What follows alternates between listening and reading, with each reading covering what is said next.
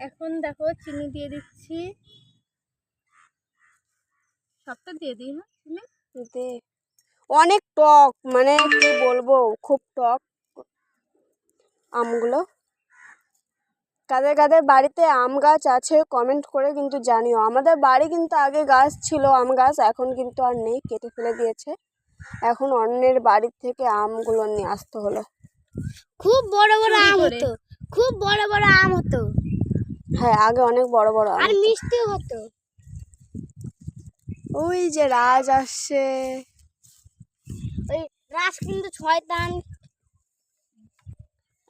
জলের বোতল নিয়ে চলে আজকে আমার হাত জ্বলে শেষ হয়ে যাবে। আর আমি আর হাত ধোয়া আছে।